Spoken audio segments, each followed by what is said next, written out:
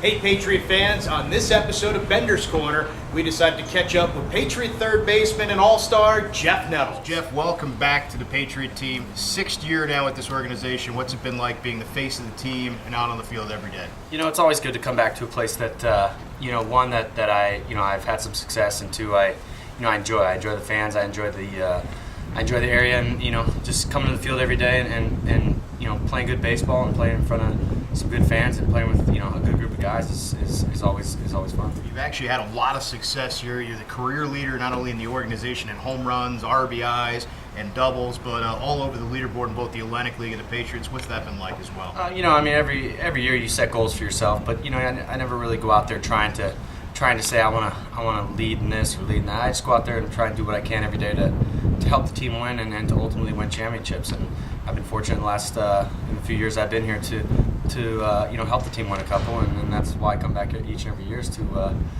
come back and win. And I've enjoyed my time so far. It's always been a favorite of mine, not only to watch you to play, but in the field. You've turned some spectacular plays. Did you learn anything from your dad playing that hot corner? It seemed like he was always on the ground doing something, whether it was diving for a ball or trying to get a slow roller of some sort. He was always diving around. It just looked like so much fun. And as a kid, I remember I didn't even want my mom or my dad to throw the ball to me normal. I wanted them to throw it to the side so I can dive and catch it and try and emulate my dad any way I could. And it's always fun to get out there and do some of the stuff he's been able to do.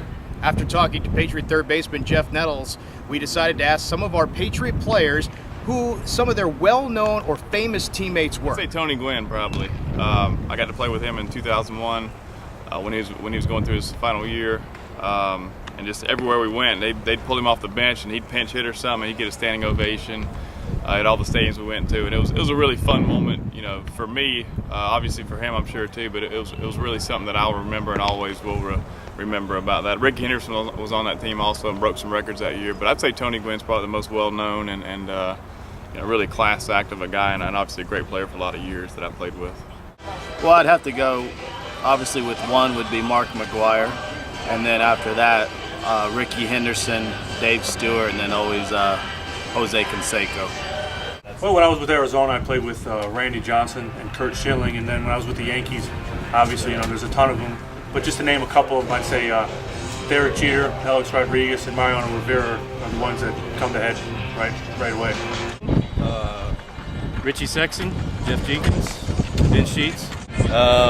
Who I played with, Jeff Francoeur, Brian McCann, Jay Powell, Eddie Perez, some guys that I played with in spring training like Smoltz and Glavin and Chipper Jones, Andrew Jones. Bob Wickman is a good character. Pretty much all of the Dodgers starting lineup right now played with in the fall league.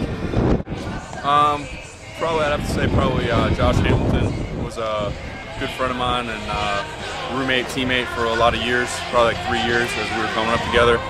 And then probably the biggest character, most recognizable teammate for I think anybody that's ever played with him, probably have to be Brandon Larson.